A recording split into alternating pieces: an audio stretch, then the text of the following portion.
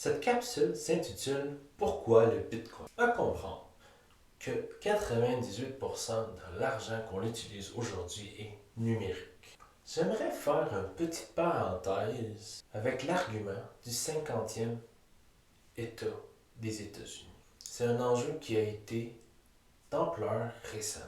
Il faut comprendre qu'on a la même monnaie. Ça porte même le même nom, le dollar.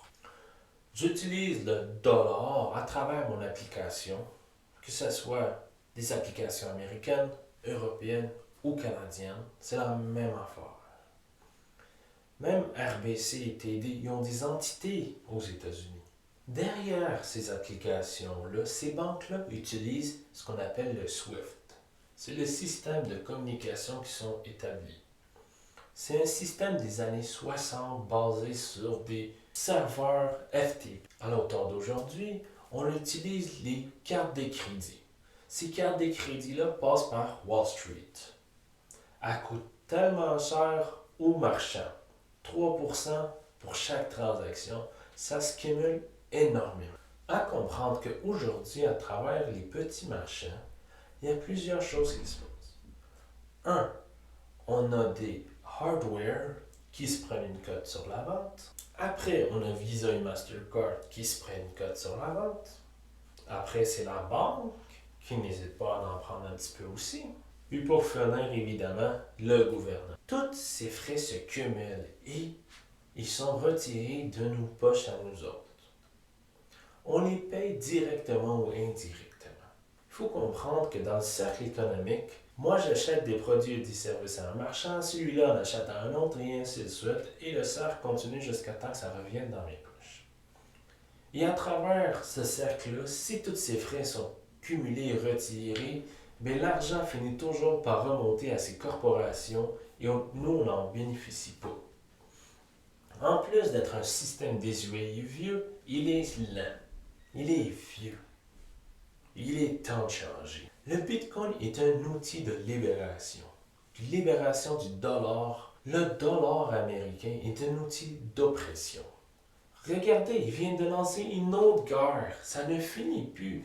Le dollar est un outil de guerre. Et la raison de pourquoi ils partent aussi facilement en guerre, c'est qu'ils peuvent juste l'imprimer à partir de rien du tout, qui va causer en plus l'inflation. Une fois qu'on retire le pouvoir d'imprimer de l'argent à ces gouvernements, le pouvoir nous revient dans les mains.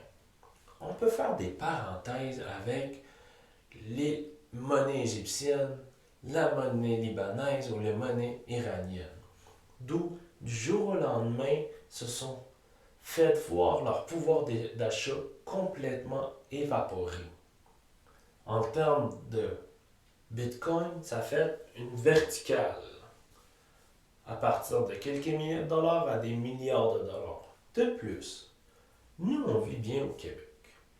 Puis au Canada et au Québec, on fait partie d'à peu près le 10% les plus riches à travers le monde. Il faut comprendre qu'il y a 3,5 milliards d'individus sur la planète qui n'ont pas de services bancaires sophistiqués. Et aujourd'hui, avec un cellulaire, un ordinateur ou bien un réseau Internet, ils peuvent faire des échanges à travers le monde. Acheter des produits et services avec des fournisseurs mondiaux. Il y en a des exemples de petites communautés.